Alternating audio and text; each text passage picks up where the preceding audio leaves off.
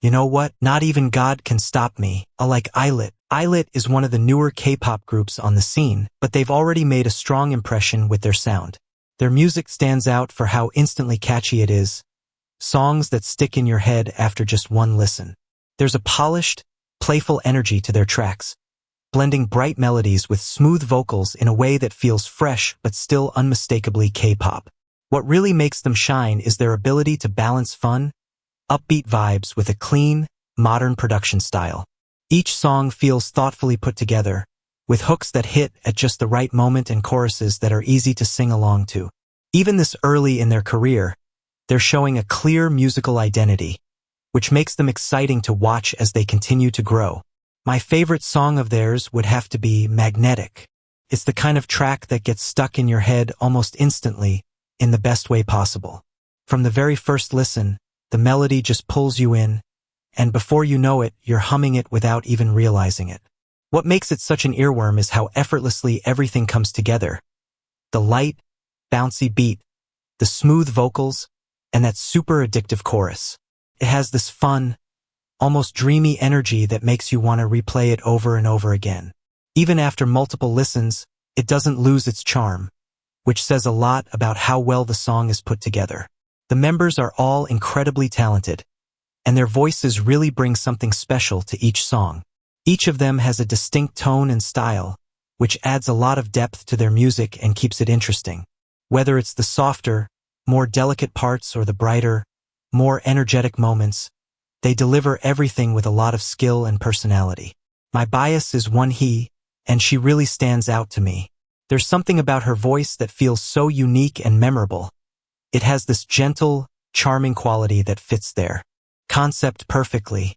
On top of that, her stage presence and expressions make her performances even more engaging, so it's hard not to notice her whenever she's on stage.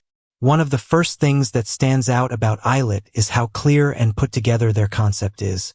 From the moment you see them, you can tell exactly what kind of vibe they're going for. It's youthful, dreamy, and slightly whimsical, but still modern and polished. Nothing feels out of place, whether it's their album design, teaser photos, or stage outfits. Everything ties back to the same aesthetic. And that kind of consistency is actually really hard to pull off, especially for a newer group. A lot of rookies are still experimenting with their identity, but ILLIT already feels like they know who they are. That makes them more memorable because when you think of them, you immediately associate them with a specific mood and style. Another reason they stand out is their chemistry as a group. When you watch them together, whether it's on stage, in interviews, or behind-the-scenes clips, it feels natural. They bounce off each other really well, and you can tell they're comfortable around one another. This kind of chemistry makes a huge difference because it affects how performances come across. When a group genuinely feels connected, it shows in the little things like eye contact, timing, and how they interact during songs. It makes everything feel more authentic and enjoyable to watch, and it helps fans feel more connected to them as a group rather than just individual members. ILLIT's choreography is another big highlight. It's not just technically good, it's memorable. They tend to include signature moves that stick in your mind after one or two watches, which is a huge part of what makes K-pop performances go viral.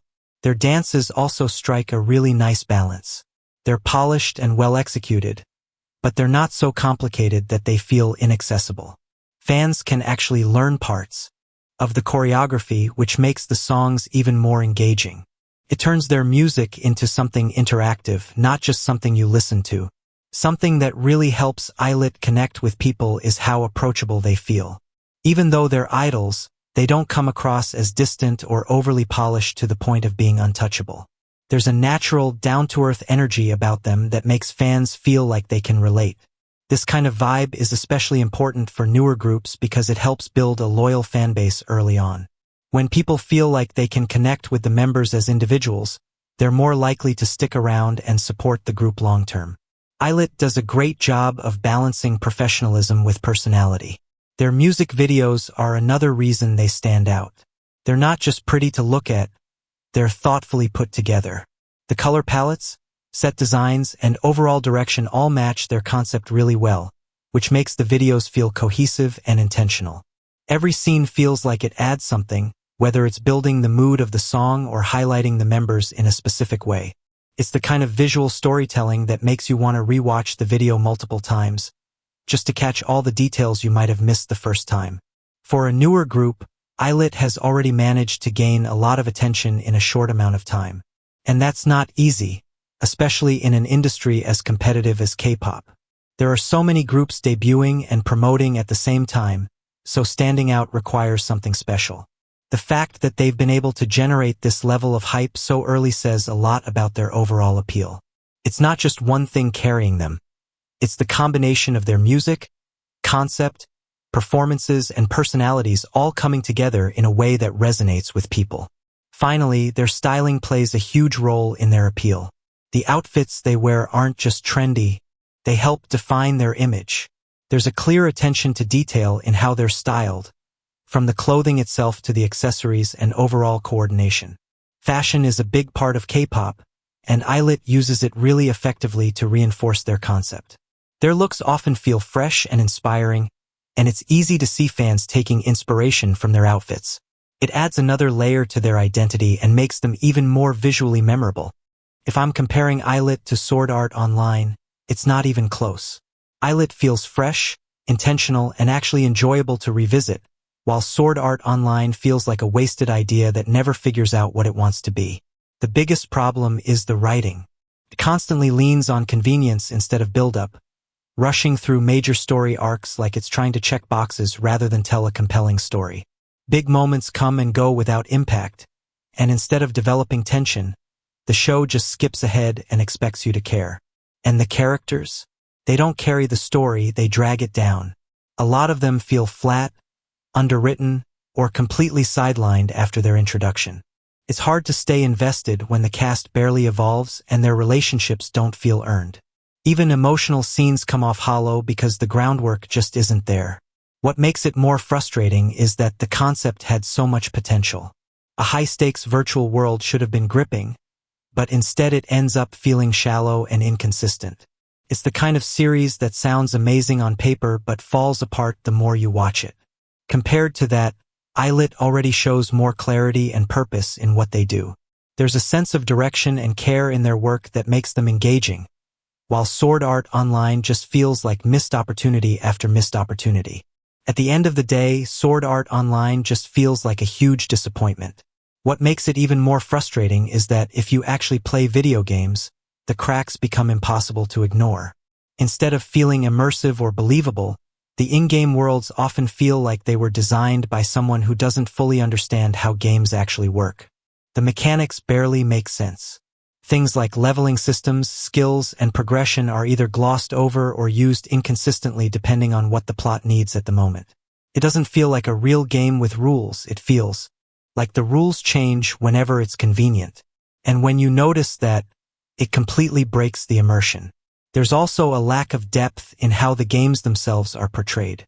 Real games thrive on balance, strategy, and player interaction, but here, those elements are either simplified to the point of meaninglessness or just ignored entirely. It removes any sense of tension because you can't really understand what's at stake or how anything is supposed to work. So instead of getting a believable virtual world, you're left with something that feels hollow.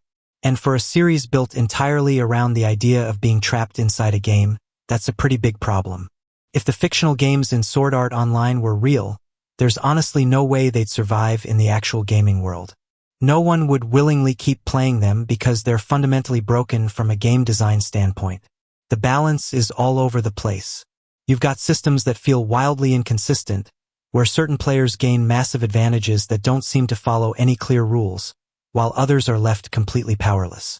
In a real online game, that kind of imbalance would immediately ruin the experience and push players away. On top of that, the gameplay structure doesn't feel thought out. Progression doesn't feel fair or rewarding, and the way abilities or stats work often feels like it exists only to serve the plot rather than create an actual playable system.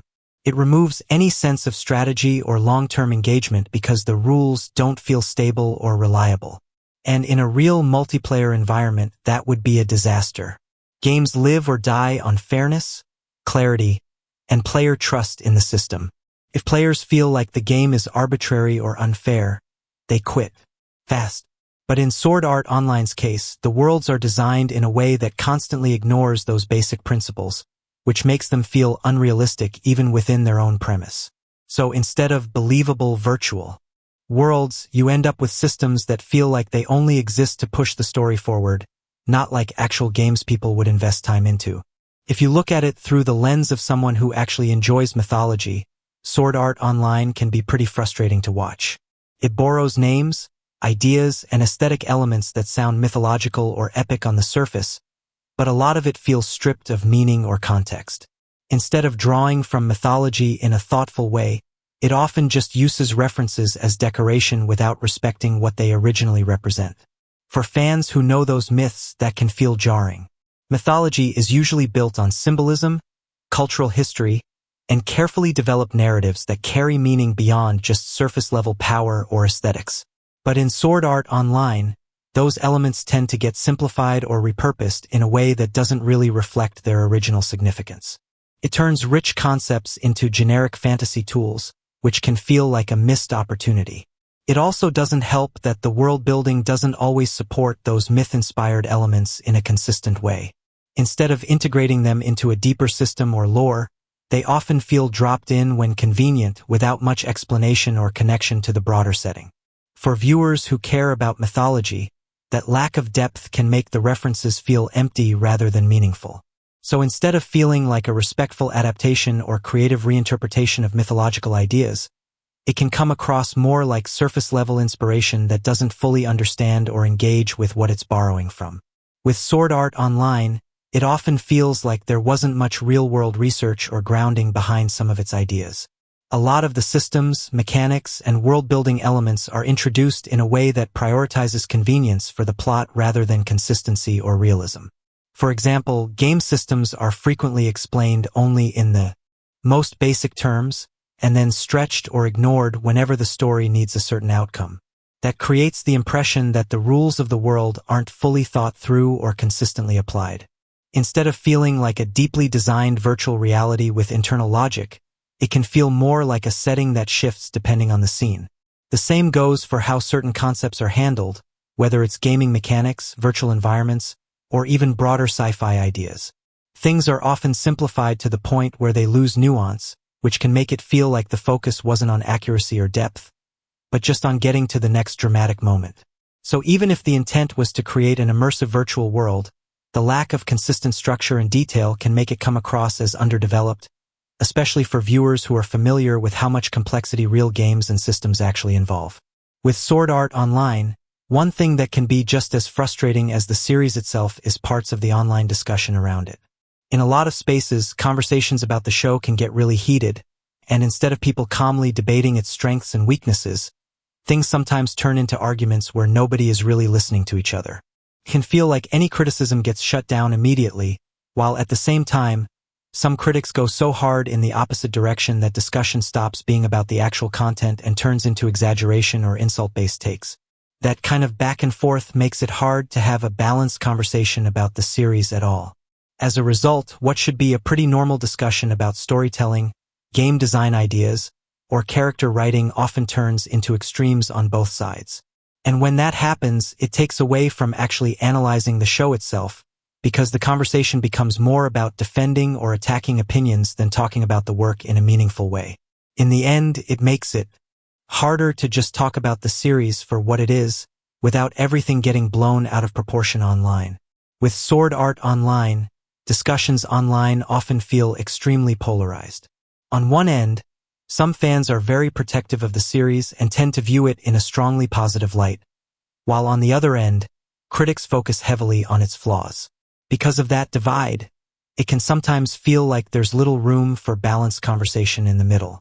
Instead of engaging directly with specific criticisms, like pacing issues, inconsistent writing choices, or uneven character development, discussions can quickly turn into defending or dismissing the show as a whole. That makes it harder to have nuanced conversations where people can actually agree on what works and what doesn't. As a result, the discourse around the series often becomes less about analyzing the story itself and more about taking sides. And when that happens, it can overshadow a more grounded appreciation or critique of the show's actual strengths and weaknesses. When it comes to sword art online, a lot of the discussion around it can get pretty intense and polarized online, and honestly, it's not always the most enjoyable space to spend time in. If you're someone who finds yourself getting frustrated with the discourse or just not connecting with the series, it might simply not be worth forcing yourself to engage with it. There's no shortage of other shows, music, or communities that might be a better fit for your time and interests. For example, if you're more into something fresh, catchy, and fun, groups like ILLIT offer a completely different kind of experience, more focused on music, energy, and visuals that are easy to enjoy without all the baggage of heated debates or divided opinions. At the end of the day, it just comes down to what actually makes you enjoy your time. Whether that's exploring new music, finding different creators, or stepping away from media that doesn't click for you, it's usually better to spend energy on things that feel engaging and rewarding rather than draining. I'll take ILLIT over sword art online any day. For me, it really comes down to enjoyment and how consistently something actually holds my attention. ILLIT just feels easy to get into, the music is catchy, the vibe is fresh, and everything about them feels cohesive and intentional. It's the kind of content you can put on and immediately enjoy without overthinking it. Sword art online, on the other hand, has moments and ideas that sound interesting on paper, but the execution often feels inconsistent, which makes it harder to stay fully invested over time. Instead of feeling smooth and engaging from start to finish, it can feel uneven, like the experience comes in highs and lows rather than something consistently strong. So when I compare the two, it's not even about hype or popularity, it's just about what I personally find more enjoyable to revisit and spend time with. And for me, that's ILLIT without question. Overall, it just comes down to what kind of media experience you enjoy more. And for me, K-pop, especially groups like ILLIT, is something I find way more consistently enjoyable than watching sword art online. K-pop feels immediate in its appeal. The music is designed to be catchy, the performances are visually engaging, and the whole experience is built around replay value. You can listen to a song once and already feel connected to it, or watch a performance and immediately want to go back and rewatch it. It's fast, fun, and easy to stay engaged with. Sword art online, by comparison, is a long-form story that relies heavily on investment in its world and characters over time. When it works, it can be engaging, but when it doesn't land, the experience can feel inconsistent or hard to stay fully immersed in. That makes it a very different kind of media experience, one that depends more on patience and attachment to the story than instant enjoyment. So for me personally, I just tend to gravitate more towards something like K-pop, where the payoff is immediate and consistently entertaining, rather than something that varies more from arc to arc. Another issue with sword art online is that, conceptually, it doesn't really feel as fresh or groundbreaking as it might have once seemed. The idea of people being trapped in a virtual reality game with real-life consequences is interesting, but it's also a concept that has appeared in a lot of other movies, shows, and stories over time. Because of that, the series ends up being compared, fairly or not, to other works that explore similar ideas in more depth or with more consistency. In many cases, those stories take the core concept and push it further, whether that's through more detailed world building, stronger rules for how the virtual systems work, or more focused storytelling that fully commits to the premise. What makes sword art online feel less impactful in comparison is that it doesn't always explore its own ideas as deeply as it could. Instead of fully developing the potential of its concept, it often shifts focus or moves quickly between arcs, which can make the overall experience feel less cohesive. So even though the premise has a lot of potential on paper, the execution doesn't always feel like it brings something new or especially innovative to the table, especially when compared to other works that have tackled similar themes in more detail. What I personally enjoy most is when entertainment feels fresh, engaging, and easy to connect with, and that's why groups like ILLIT stand out to me so much. They bring a kind of energy that feels modern and fun, with music and performances that are designed to be instantly enjoyable while still having replay value and personality. It's exciting to think about what ILLIT's career will look like in the future. They're still very early in their journey, but they already feel like a group with a clear direction, and a lot of momentum behind them. Every comeback adds something new to their identity, whether it's a slightly different sound, a new visual concept, or a fresh performance style that shows more of their growth. What makes it even more interesting is how frequently they seem to be in a cycle of releasing new music and content. That constant flow keeps them relevant and gives fans something to look forward to on a regular basis. Instead of long gaps where things go quiet, there's always a sense that something new is coming soon, which helps maintain excitement and engagement.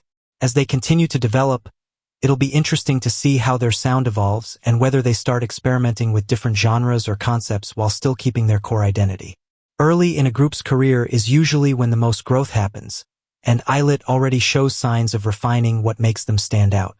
So looking ahead, there's a lot of anticipation around where they'll go next because they already have a strong foundation, and it feels like they're just getting started. As a bonus for sticking around until now, here's a closer look at ILLIT's most recent music video and what makes it stand out. This isn't just about the song itself, but how the visuals, styling, and editing all come together to build the overall experience. Right away, one of the most noticeable things is the visual direction. The music video feels carefully designed to match the group's bright, youthful identity while still keeping a modern, polished edge. The color palette, set design, and lighting all work together to create a consistent mood that supports the tone of the song rather than distracting from it. Every scene feels intentional, like it was built to highlight a specific emotion or moment in the track. Another key point is how the members are presented throughout the video. Instead of just focusing on performance shots, the video mixes in more cinematic or conceptual scenes that help build atmosphere. This balance keeps it visually interesting, so it doesn't feel repetitive even after multiple replays. Small details, like transitions between scenes or how the camera moves during certain parts of the chorus, help make the whole thing feel more dynamic. The choreography segments are also edited in a way that emphasizes key moments in the song. Rather than overwhelming the viewer with constant movement, the video highlights specific sections where the choreography really shines. That makes the performance feel more impactful and easier to remember, especially the signature parts that tend to stick in your head after watching. Styling also plays a big role. The outfits aren't just fashion choices, they help reinforce the concept of the video. Different looks are used to separate moods or scenes, which adds variety while still staying within the same overall aesthetic. It's subtle, but it helps tie everything together visually. Overall, the music video works because it feels cohesive. Nothing is random or out of place. Everything seems designed to support the song and the group's identity at the same time. And after breaking this one down, it's actually interesting to compare it with other K-pop music videos too, because you start noticing how different groups and productions approach storytelling, visuals, and performance editing in their own ways. We're exploring ILLIT's Not Me MV. From repeated name-calling motifs to subtle visual details scattered throughout each scene, the MV builds a narrative about how idols are constantly labeled, watched, and misunderstood, giving us plenty of moments to unpack and analyze as we go scene by scene. The repeated lines, "That's not my name," immediately set a clear tone for this part of the MV. The repetition makes the message feel firm and personal, almost like a refusal to be labeled or misunderstood. Instead of sounding aggressive, it comes across more like a statement of identity, as if they're drawing a line between who they really are and the image others try to place on them. Hearing the phrase again and again makes it stick in your head, which mirrors the idea that they want their true name and identity to be heard clearly. Visually, this section can also feel more direct because the lyrics focus on self-expression rather than storytelling. The way the line is delivered gives the impression that they're pushing back against expectations and taking control of how they are seen. By repeating "That's not my name," the song highlights themes of individuality and self-definition, showing that the performance isn't just about style but also about claiming ownership over their own image. The line "here and there, joke, laughing online" shows that the group is aware of the hate and ridicule they receive online, but it doesn't sound like they're letting it define them. Instead, it feels more like they're calling it out directly, almost acknowledging that they see the comments and the jokes people make. By mentioning it so casually, the lyrics give the impression that they've learned to recognize the noise without being fully shaken by it. It adds a layer of honesty to the song, since it reflects a real part of being in the spotlight, while also showing that they're choosing to move forward and keep control over their own story rather than letting online opinions speak for them. The line, "Sorry, I'm not what you expected, I'm a surprise," shows a moment of self-awareness mixed with confidence. It sounds like they're acknowledging that some people had a certain image or idea of who they should be, but instead of apologizing in a serious way, the line feels slightly playful. Calling themselves a surprise turns the expectation into something positive, as if being different is actually their strength. It suggests that they're not trying to fit into a fixed mold, and that unpredictability is part of their identity. This line also adds to the theme of individuality that runs through the song. Rather than changing to meet outside opinions, they lean into the idea that they can't be easily defined. The contrast between sorry and I'm a surprise creates an interesting tone because it sounds polite on the surface, but still carries a strong sense of self-confidence underneath. The line, when I open my eyes, shorts pour in, thanks a million, feels like a direct reference to the fast-moving online world they exist in. It paints a picture of waking up to endless short-form clips, notifications, and attention, which reflects how quickly content spreads and how constantly they're being watched. Saying, thanks a million, adds a slightly playful tone, almost like they're acknowledging the overwhelming amount of views or reactions without taking it too seriously. At the same time, the line can hint at the pressure that comes with that level of visibility. Even though it sounds grateful on the surface, there's a sense that the attention never really stops, which ties back to the earlier mention of online jokes and commentary.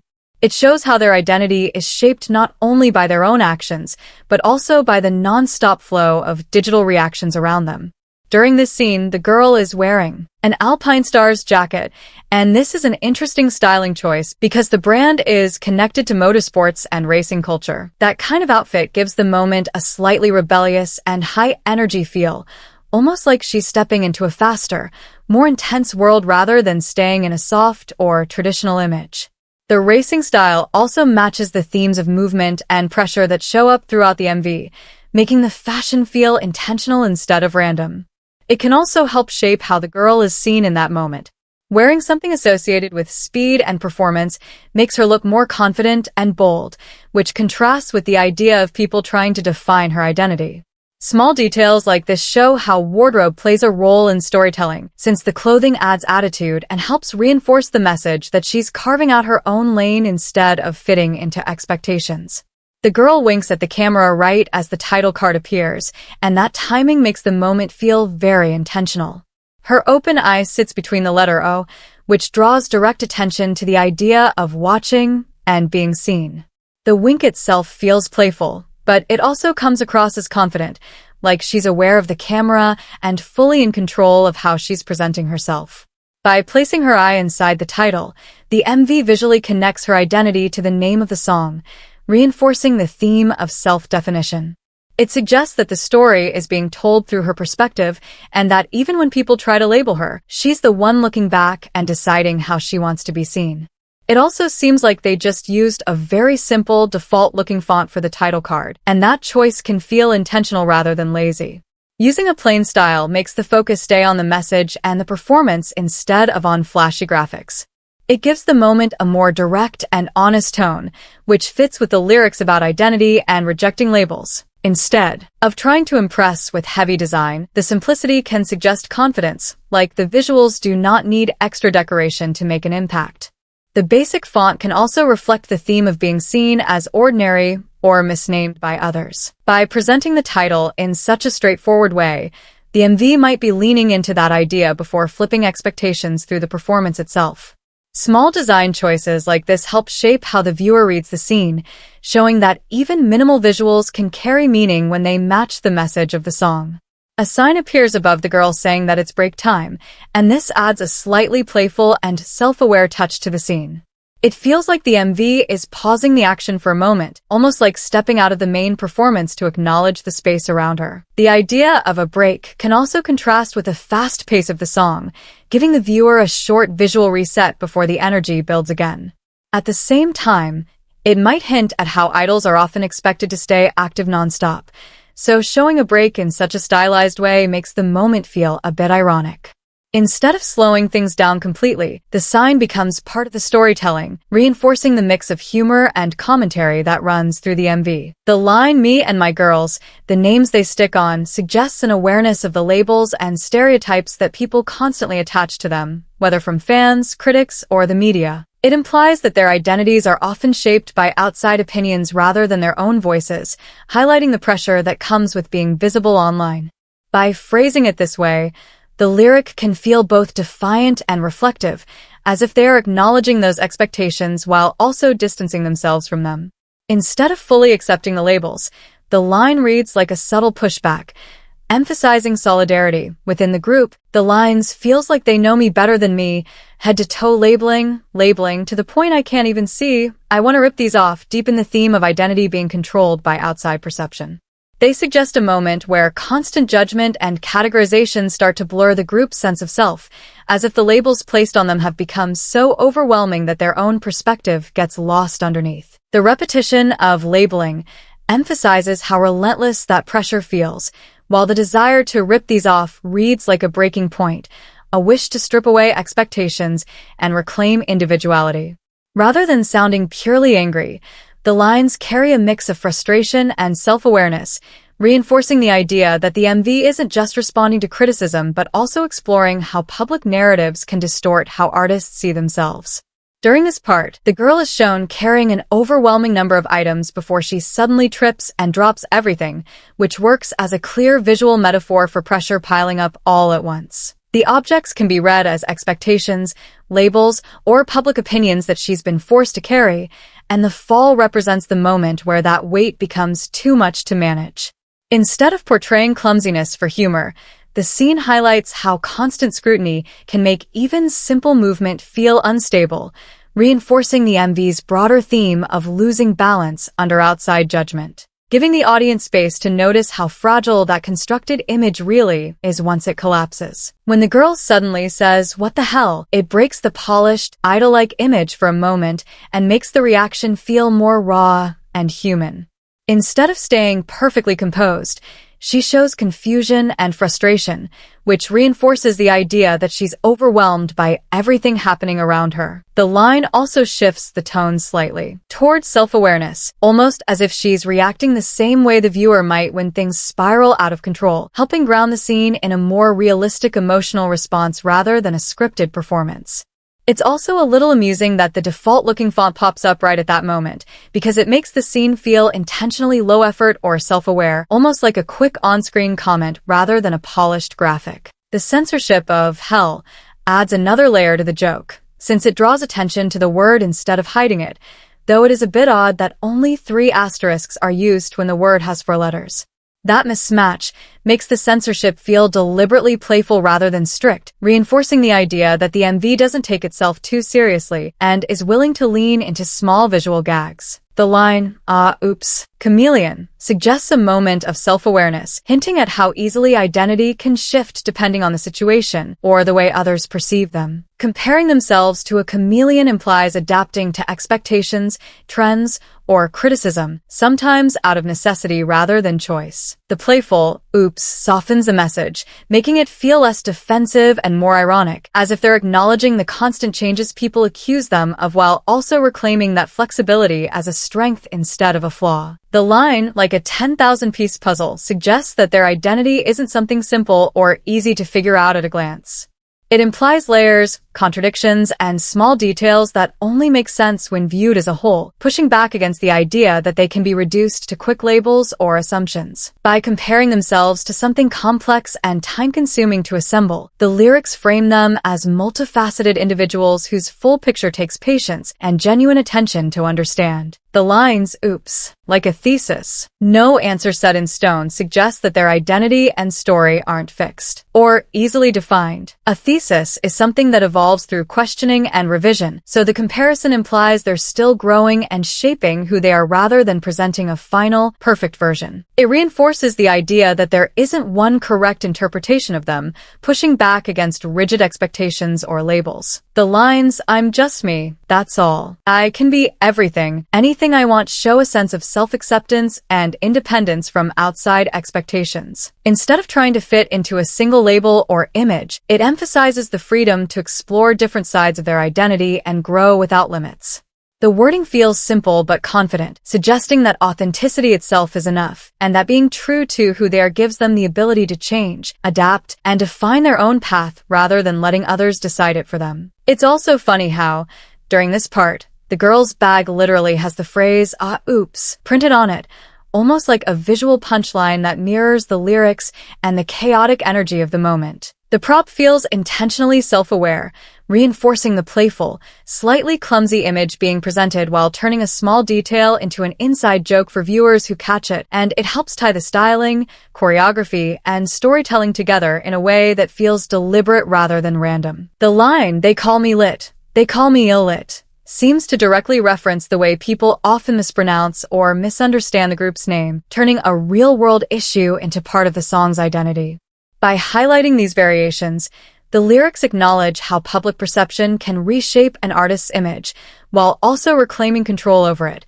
Instead of correcting people outright, the group leans into the confusion and reframes it as something playful and self-aware, reinforcing the broader theme of defining themselves rather than being defined by others. The line, "They call me meow, they call me blushy," highlights the way fans and online audiences attach cute or exaggerated nicknames and personas onto idols, often reducing them to a single trait or aesthetic. Instead of fully rejecting those labels, the lyrics present them almost like characters that get placed onto the members from the outside, reinforcing the song's larger message about identity being shaped by public perception. It suggests that while these names can be playful or affectionate, they can also feel limiting, as if others are deciding who they are before they have the chance to define themselves. The girl also winks at the camera just like in the earlier scene, creating a small visual callback that ties the moments together and makes the video feel more cohesive. By repeating the same gesture, the scene suggests a sense of self-awareness, almost as if she's acknowledging the audience and playing along with the concept of labels and personas. The line, "They call me kid, they call me jelly," continues that theme of outside labels being pushed onto the members, mixing images of innocence with something soft or fragile. Calling someone a kid can imply people don't take them seriously or assume they're immature, while jelly suggests being emotional, sensitive, or easily shaped by others' opinions. By stacking these nicknames together, the lyrics point out how quickly public perception shifts from one stereotype to another, reinforcing the idea that their identity keeps getting rewritten by whoever's watching rather than by who they actually are. The word, "oh," appears on screen, and the girl positions her head right between the "oh," turning the typography into part of the visual storytelling. It feels intentional and a little playful. The word "jelly" also appears on screen in multiple different fonts, which reinforces the idea of shifting identities and the way labels can change depending on who's looking. Each font carries a slightly different mood or personality, so the repetition doesn't feel accidental. Instead, it mirrors how the members are constantly being redefined by outside opinions. The MV visually echoes the song's message that a single label can never fully capture who someone really is. The line, "They call me Jay, they call me Pup," further emphasizes how different audiences impose completely different identities onto the same person, reducing them to short labels or cute nicknames that don't necessarily reflect who they are. Jay feels impersonal and abbreviated almost, like a tag or username, while Pup leans into something youthful and affectionate, suggesting how fans or viewers may infantilize idols or see them through a softer lens. By placing these contrasting names side by side, the lyrics underline the constant push and pull between individuality and public image. The line, "They call me lit, they call me ILLIT," is repeated here to reinforce how persistent these mispronunciations and labels are, almost echoing the way online comments keep resurfacing no matter how many times they're addressed. The repetition makes the phrase feel more intentional, highlighting the gap between how the group sees its own identity and how others keep redefining it. By looping the line again, the song leans into that frustration while also turning it into something catchy and self-aware, showing that even misunderstandings can become part of the group's narrative rather than something that fully defines them. The line, "They call me E, they call me bad," continues the theme of outside labels being placed onto the members, suggesting that people reduce them to short, simplified images or even negative stereotypes without really understanding who they are. E can feel like an impersonal initial, while bad hints at criticism or judgment, so pairing the two emphasizes how quickly public perception can swing between cute branding and harsh assumptions. It reinforces the idea that the group is constantly being renamed or redefined by others, which ties back to the song's larger message about reclaiming identity and deciding what those labels actually mean for themselves. J and E could also be interpreted as references to Myers-Briggs type indicator personality types, where J represents judging and E represents extroverted, adding another layer to how the members are being labeled. Instead of just nicknames, these letters suggest that people constantly try to categorize personalities into neat psychological boxes, even when a person's identity is more fluid and complex than a four-letter type. By including terms that resemble Myers-Briggs type indicator traits, the lyrics reinforce the broader theme of outsiders defining who they think the members are, rather than letting them speak for themselves.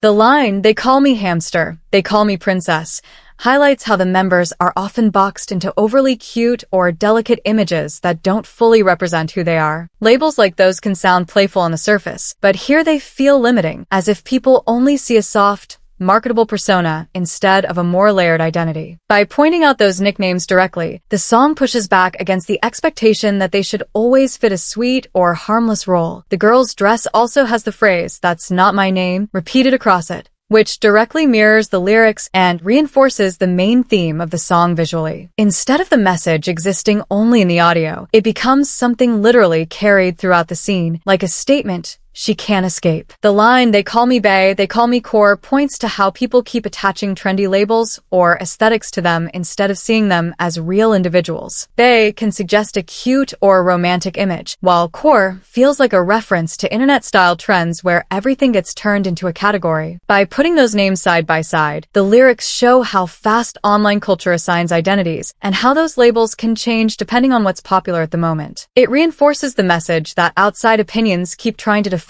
them, even when those titles don't fully match who they really are. "That's not my name" being repeated over and over again reinforces the main message of the song, which is pushing back against labels that don't feel right. The repetition makes it feel more stubborn and direct, almost like a chant, showing that the members are done letting other people decide who they are. By saying it so many times, it turns into a clear statement of identity, reminding viewers that no matter how often others try to rename or redefine them, they're still in control of how they see themselves. During this part, the camera zooms in very close to the members, creating a more personal feeling that pulls the viewer into their space. The tight shots make every expression stand out, from small eye movements to subtle changes in attitude, which helps match the song's message about identity and being seen for who they really are. Instead of keeping distance, the close framing makes it feel direct and honest, almost like they're speaking straight to the audience rather than performing from far away.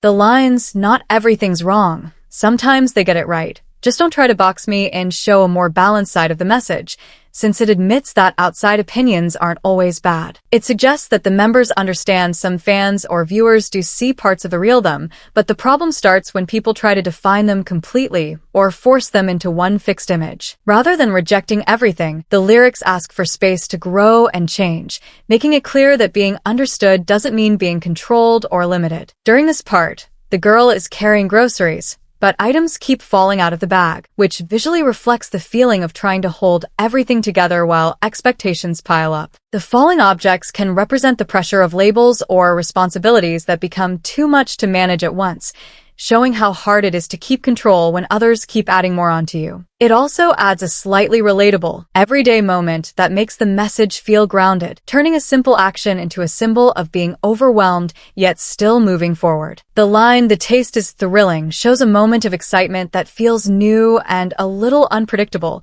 like they're enjoying the rush that comes from being themselves without holding back. It can be read as a metaphor for experiencing freedom or change, where even something small feels intense because it's real and chosen on their own terms. In the context of the song's message about identity, it suggests that stepping outside of labels and expectations isn't scary. It's energizing, almost addictive in a positive way. The line, "Oops, look what I've done," adds a playful and slightly self-aware tone, almost like they're acknowledging the chaos or attention that follows them without sounding apologetic. It feels less like regret and more like confidence, as if they know they've shaken expectations or caused a reaction simply by being themselves. themselves. That attitude fits with the theme of rejecting strict labels, showing that mistakes or unexpected moments are part of growth rather than something to hide. That same phrase also appears on the break time sign, which helps tie the visual details back to the lyrics in a subtle but intentional way. By repeating the wording on a prop in the background, the MV reinforces the playful, self-aware tone of the moment without needing to spell it out. It makes the scene feel more connected, as if the world of the MV is reacting to the lyrics in real time, and it shows how even small background elements are used to support the song's message about identity and expression. The line "max level difficulty, what? That's me" presents their identity as something complex and hard to define,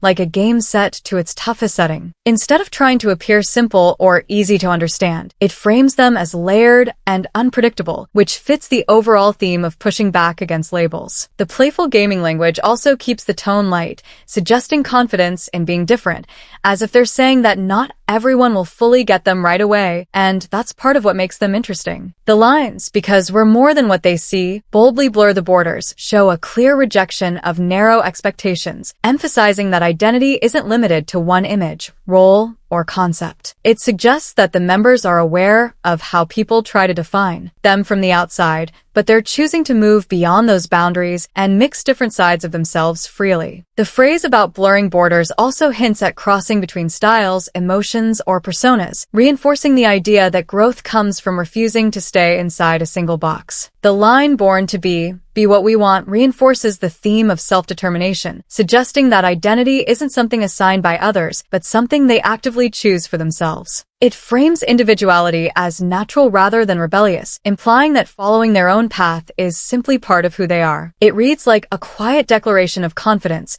emphasizing freedom, personal growth, and the right to define themselves without outside pressure. The line "they call me lit, they call me ILLIT" is repeated yet again to reinforce how often their identity gets misinterpreted or simplified by others. By bringing the phrase back multiple times, the song highlights the contrast between outside perceptions and how they actually see themselves, almost turning the misnaming into a recurring motif. The repetition also makes the moment feel more intentional, as if they're reclaiming those labels and exposing how easily people reduce them to quick assumptions or catchy nicknames. The line "they call me real, they call me dream" plays with two opposite ideas, presenting them as both grounded and imaginative at the same time. Real suggests authenticity and something tangible, while dream leans into fantasy and projection, highlighting how different people see completely different versions of them. By placing these contrasts side by side, the song points out how identity can't be reduced to a single image and how outside labels often reflect more about the viewer's perspective than who they truly are. The line "they call me lead, they call me sis" feels especially fitting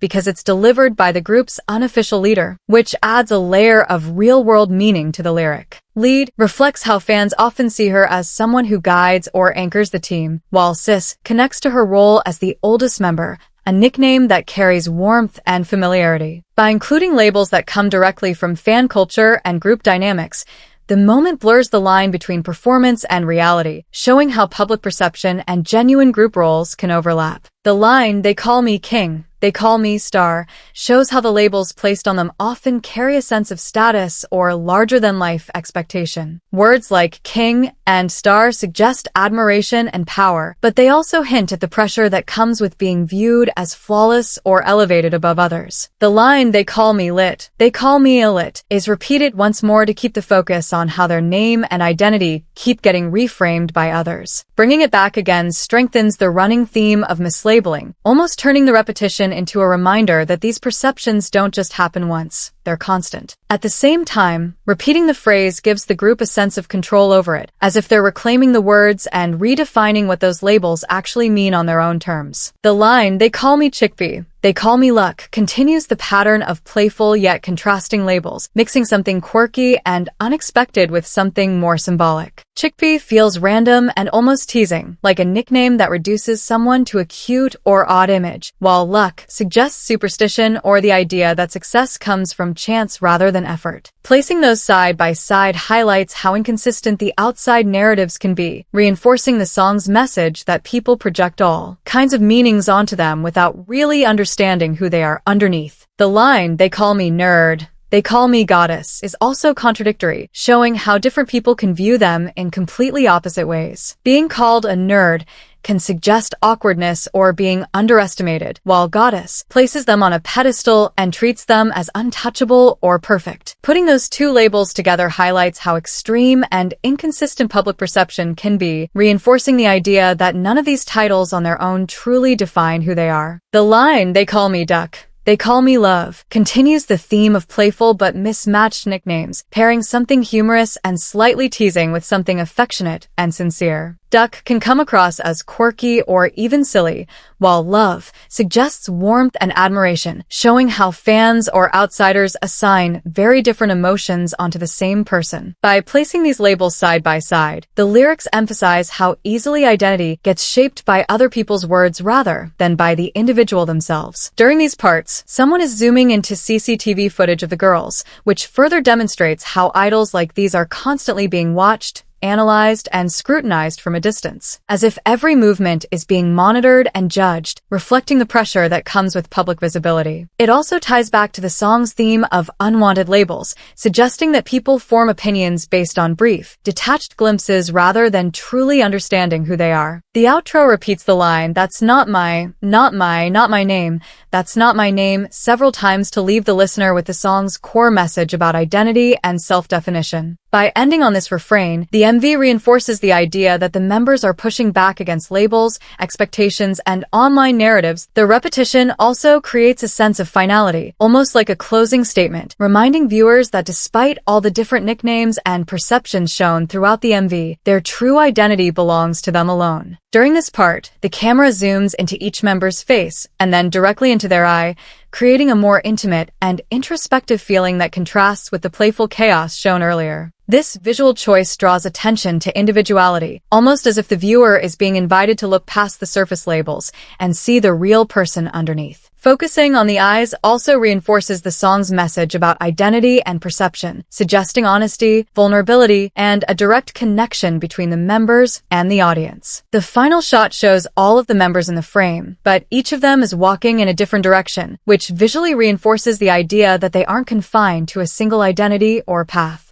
Instead of moving as one uniform group, their separate movements suggest individuality and personal growth, highlighting the theme that everyone defines themselves differently despite being part of the same team. It gives the ending a slightly open-ended feeling, as if their stories continue beyond the MV rather than closing on a fixed conclusion. That wraps up the breakdown for this MV. Overall, the production feels noticeably lower budget and much more intimate in scale compared to some larger K-pop releases, which isn't necessarily a bad thing. The setting appears fairly contained, like everything was filmed within a single main location, and the focus leans more toward the members' expressions, styling, and storytelling rather than relying on massive sets or heavy visual effects. Instead of flashy CGI or elaborate transitions, the MV keeps things simple and grounded, which can make the themes feel more personal and direct, letting the lyrics and performances carry most of the impact. The smaller scale also seems intentional, as it helps create the feeling that this is just an ordinary day in each member's life rather than a larger-than-life fantasy setting. They're shown doing everyday activities and moving through familiar spaces, which makes the constant labels and comments directed at them feel more intrusive and personal. By keeping the environment simple and relatable, the MV emphasizes how these unwanted nicknames and expectations follow them even during normal moments, reinforcing the message that they're trying to define themselves instead of being boxed in by how others see them. The song also borrows thematic inspiration from the British band The Ting Tings and their track, That's Not My Name, especially in the way both songs focus on identity and the frustration of being labeled by others. Just like the earlier indie pop hit, the repeated phrase about names highlights how public perception can reduce a person to stereotypes or nicknames that don't fully represent who they are. By echoing this concept within a modern K-pop context, the lyrics feel like an updated take on the same idea, shifting the focus toward idol culture, online commentary, and the pressure to fit expectations while still asserting individuality. This song definitely feels like the group is taking a jab at the haters and critics, as many of the lyrics directly reference labels, expectations, and the way people talk about them online. Rather than sounding defensive, the tone comes across more self-aware and slightly sarcastic, as if they are acknowledging the the noise while refusing to let it define their identity. The repeated phrases and playful word choices suggest that they are reclaiming those labels and turning them into something empowering, making the message feel less like a response to negativity and more like a confident statement about choosing who they want to be. The funny part is that the MV for this song didn't actually come out until about 2.5 months after the track was released, which feels unusually delayed by typical K-pop standards.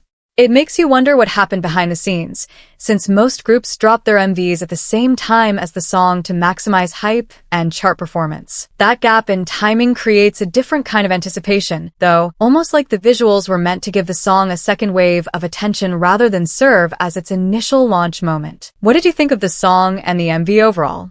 Did any moments, lyrics, or visual details stand out to you that weren't mentioned in this breakdown? There are a lot of small touches and background elements in this MV, so it would be interesting to hear if anything else caught your attention or if you had a different interpretation of certain scenes. Which K-pop MV should be broken down next? Leave a suggestion so it can be added to the list for future analyses. If you enjoyed this content and want to see more detailed breakdowns like this, make sure to like, comment, and subscribe so you don't miss the next one. If you were anywhere near K-pop spaces when NMIXX dropped "Oh," you probably remember this line. Not the chorus, not even the beat switch. That one line.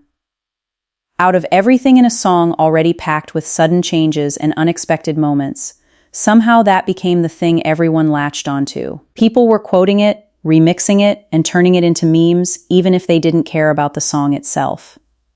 So how did a random snack combo end up becoming one of the most recognizable lines in K-pop? And why did this line, out of everything in the song, stick so hard? Let's get into it. First, it's just weirdly specific in a way that you don't hear very often in K-pop lyrics. Popcorn and Zero Coke sounds like product placement, and it is given NMIXX's collaboration with Coca-Cola. But at the same time, it's literally just a normal snack combo. It's something you'd grab at a movie theater or a convenience store. There's nothing deep about it, and that's exactly why it stands out so much in a song like this. Most K-pop hooks go for something dramatic. This line does the opposite. It zooms in on something super specific, almost random, and drops it right in the middle of a high-energy track. And because it's so simple, it sticks immediately. You hear it once, and it's already in your head. The rhythm of the phrase, the way it's delivered, it just loops naturally. You don't need multiple listens to remember it. That's why even people who didn't like the song, or didn't fully get what NMIXX was going for, still walked away remembering that line. Another big reason it blew up is how completely out of nowhere it feels. The song is already jumping between different sounds and moods, so when you're listening for the first time, you're kind of just trying to keep up with everything that's happening. And then you suddenly get hit with Popcorn and Zero Coke. That contrast is what makes it land so hard. It feels like it wandered in from a completely different context. So your brain kind of pauses for a second and goes, wait, what? And that moment of confusion is exactly what makes it memorable. In a song that's already unpredictable, that line somehow manages to stand out even more, because it's unexpected in a totally different way. The best part is, it wasn't just fans of NMIXX. Even people who didn't like the song, or didn't follow the group at all, were using it. That's when you know something's turned into a real K-pop meme, when it spreads outside the fandom. At that point, Popcorn and Zero Coke wasn't just a lyric anymore. It was shorthand for the whole vibe of the song.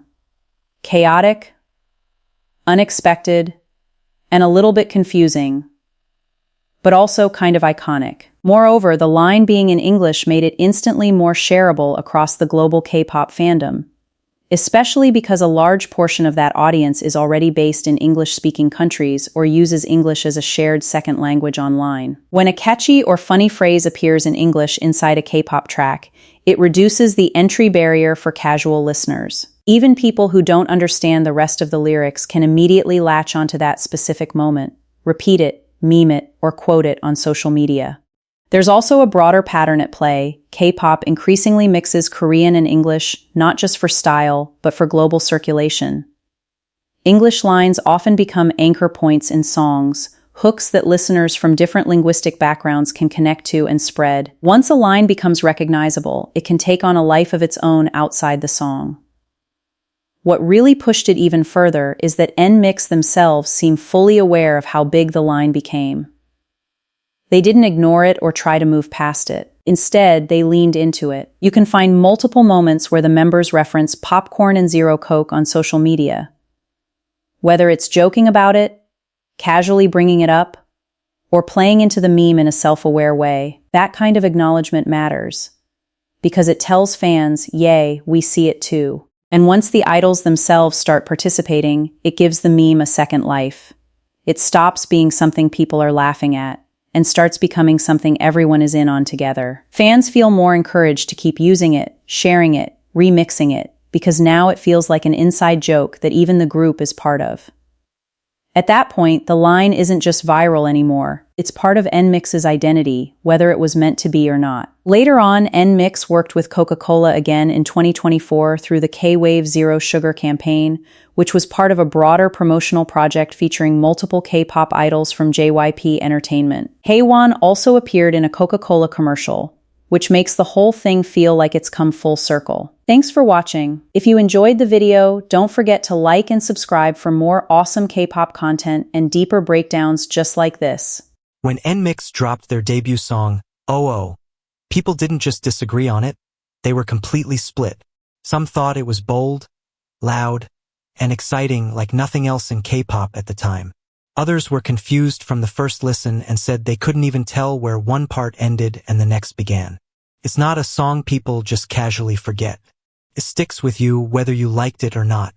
The beat changes, the sudden shifts in mood, and the way it jumps from one style to another all made people stop and react. And that reaction was very different depending on who was listening. So the question is simple but still debated today. Was Oh a fearless new direction that pushed pop music forward? Or was it an overcomplicated debut that tried to do too much at once? Before Oh even dropped, NMIXX already had a lot of attention on them because of who they were and where they came from. NMIXX is a girl group from JYP Entertainment, one of the biggest entertainment companies in K-pop. JYP is known for making groups with strong public appeal like Twice and ITZY, so expectations were already high. When JYP announces a new group, people usually expect something polished, catchy, and easy to get into.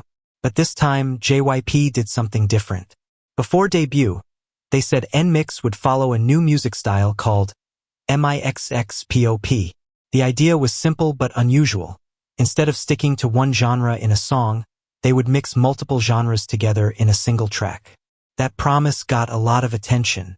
Fans were told to expect songs that would constantly shift styles, break normal pop structure, and feel more experimental than typical K-pop releases. So even before hearing a single note, people already knew NMIXX wasn't going to sound like a standard debut group. But that also raised the pressure. Because now the question wasn't just, do they sound good? It was, does this new concept actually work in practice? And that question became very important once Oh finally dropped. The reactions came in almost immediately, and they were all over the place. Some people were impressed right away. They liked how different it sounded and said it felt bold. Like NMIXX wasn't trying to play it safe for a debut. For them, the constant changes made the song more exciting. Like you never knew what was coming next. But a lot of other listeners had a very different reaction. Instead of picking a favorite part or talking about a catchy hook, they were mostly just trying to understand what they were hearing. The most common response was confusion. People said it felt like the song kept switching before they could even settle into it. On social media, you could see that split clearly. Some called it innovative and refreshing, while others said it felt messy or hard to follow. Even people who liked parts of it often admitted they didn't fully understand it on the first listen. And that's what made the reaction so strong. It wasn't just whether people liked the song or not. It was that so many of them experienced it in completely different ways. The song starts with a heavy, intense section. The beat is loud, the energy is strong, and it feels like it's building up to something big. But instead of leading into a clear, familiar chorus, it suddenly changes direction. Out of nowhere, the track flips into a bright, bubbly pop sound. The mood shifts completely. The vocals feel lighter, the rhythm changes, and it almost feels like a different song has taken over. Just when you start getting used to that, it can shift again. And this keeps happening. And connect with it because there's no steady part that repeats long enough to really stick in your head. And that's really the core of it. Oh Oh isn't just a song with a strange moment or two. The whole structure is built around switching sounds instead of staying in one place. That's where the split really comes from. It's not that one group hears a good song and another hears a bad one. It's that they're reacting to completely different ideas of what a song should do. Some people want structure and familiarity, something they can instantly follow. Others are more open to experimentation, even if it takes time to understand. And Oh sits right in the middle of that divide. It doesn't fully satisfy either side, but it pushes both of them to react strongly anyway.